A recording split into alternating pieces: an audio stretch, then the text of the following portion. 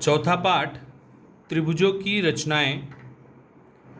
प्रश्न संग्रह 4.1 का पहला प्रश्न है बच्चों, त्रिभुज पी क्यू आर की रचना करो जिसका आधार क्यू आर 4.2 सेंटीमीटर, कोण क्यू बराबर 40 अंश तथा पी क्यू धन पी आर शेष दोनों भुजाओं का योगफल 8.5 सेंटीमीटर। तो सबसे पहले हमें क्या करना है, यहाँ पे एक आधार जो क्यू आर दिया गया है 4.2 सेंटीमीटर का खींचना है।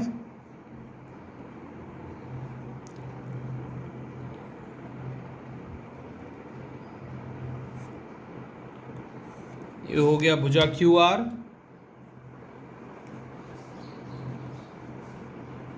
चार दशमलव 2 सेंटीमीटर। फिर कोण Q कितना दिया गया है बच्चों, 40 अंश दिया गया है। तो बिंदु Q पर इस तरह से हमें चांदे को रखना है। फिर 40 अंश का कोण खींचना है। 40 अंश यहाँ पे है, 40 आपको यहाँ पे भी दिखेगा, यहाँ पे भी है, यहाँ पे भी है, लेकिन हम कौन सा लेंगे, इस तरफ का कि इस तरफ का। जब हमें 90 अंश से कम कोण खींचना है बच्चों, तो अंदर की तरफ का जो बिंदु होता है वो लेना है, ना कि बाहर की तरफ का बिंदु। 90 अंश से कम है तो अंदर की तरफ का बिंदु लेना है, बाहर की तरफ का बिंदु नहीं लेना है। जब 90 अंश से अधिक होगा तो बाहर वाला लेना है। तो यहाँ पे 40 अंश खींचना है तो ऑब्वियसली कौन सा होगा, ये बिंदु लेना है।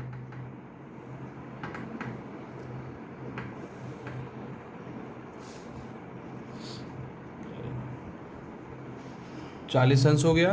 अब शेष दोनों भुजाओं का योगफल पी क्यू धन पी आर बराबर कितना दिया गया बच्चों, 8.5 सेंटीमीटर। तो क्या करेंगे हम, 8.5 सेंटीमीटर की दूरी लेंगे इस तरह से गोला प्रकार से। 8.5 सेंटीमीटर की दूरी लेकर गोला प्रकार को बिंदु क्यू पर रखो और इस तरह से चाप खींच देंगे। तो यहाँ पे जो प्रतिच्छेदन बिंदु आएगा इसको नाम दे दो M, चौथा बिंदु दे दो M। अब बिंदु M तथा R को मिला लो।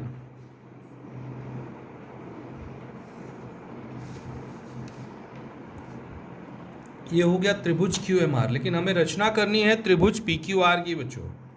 तो यहाँ पे PQ धन PR 8.5 सेंटीमीटर है, 8.5 सेंटीमीटर। अब यहाँ पे बिंदु P कहाँ पर होगा हमें नहीं मालूम, तो उसके लिए पे हम क्या करना होगा, बिंदु P का पोजीशन ज्ञात करने के लिए कि बिंदु P कहाँ पर होगा। बिंदु P इस भुजा QM पर होगा, कहीं पर होगा, यहाँ पे भी हो सकता है, यहाँ पे भी हो सकता है, यहाँ पे कहीं पे भी हो सकता है, लेकिन बिंदु P का पोजीशन किस तरह से हम ज्ञात करेंगे कि वह कहाँ पर है। उसके लिए हमें इस जो नई भुजा मिली है MR, त्रिभुज PQR में भुजा MR तो नहीं, तो इस भुजा को हमें क्या करना है, समद्विभाजित करना है।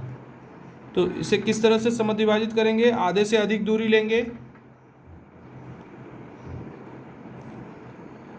फिर बिंदु R पे रख के दो चाप खींचेंगे,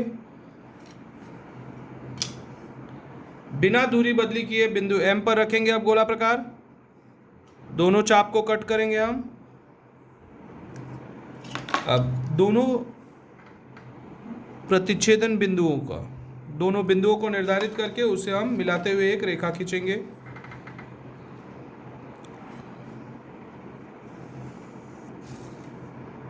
ये हो गया भुजा QM का, सॉरी भुजा MR का लंब समद्विभाजक, लंब समद्विभाजक। अब यह जो लंब समद्विभाजक है भुजा QM को एक बिंदु पर प्रतिच्छेदित कर रहा है और यही बिंदु हमारा P है। अब इस बिंदु P को R से मिला दो, तो हो गया हमारा त्रिभुज PQR जिसकी हमें रचना करनी है। अब यहाँ पे देखो बिंदु P भुजा MR के लंब समद्विभाजक पर स्थित है। तो यदि कोई बिंदु लंब समद्विभाजक पर स्थित होती है, किसी रेखाखंड के लंब समद्विभाजक पर स्थित होती है, वह बिंदु रेखाखंड के अंत बिंदुओं से समदूरस्थ होती है, अर्थात A बराबर इसके होगा, PR बराबर PM के होगा। समझ में आया? अब यहां पे देखो त्रिभुज पी क्यू आर में क्यू आर बराबर 4.2, कोण क्यू बराबर 90 अंश और पी क्यू धन पी आर बराबर कितना होगा 8.5। कैसे? यहां पे देखो चूंकि क्यू एम बराबर क्या है 8.5 सेंटीमीटर, क्यू एम क्यू से लेके एम तक 8.5 सेंटीमीटर है। क्यू एम को हम क्या लिख सकते हैं? पी क्यू धन पी एम, पी क्यू धन पी एम 8.5 सेंटीमीटर है। कारण क्या लिखेंगे? क्यू पी एम एक रेखी है। अब पी क्यू धन पी एम, पी एम बराबर किसके है? पी आर के। इसलिए पी एम के जगह पे हम क्या लिख सकते हैं? पी आर लिख सकते हैं 8.5, यहीं पे लिख सकते हैं पी एम बराबर पी आर के। कारण होगा लंब समद्विभाजक प्रमेय से, लंब समद्विभाजक प्रमेय से पी एम बराबर पी आर है। इसको कथन नंबर 1 दे दो चाहिए तो यहाँ पे हम लिखेंगे कथन 1 से, क्योंकि पी एम के जगह पे हमने पी आर लिखा तो पी क्यू धन पी आर 8.5 हो गया, पी क्यू और पी आर 8.5 सेंटीमीटर। इस प्रकार से हमें त्रिभुज पी क्यू आर की रचना करनी है। जब एक आधार, एक कोण और शेष दोनों भुजाओं का योगफल दिया गया होता है तो इस प्रकार से हमें त्रिभुज की रचना करनी है। समझ में आया बच्चों? तो इसे आप सभी बना लेंगे।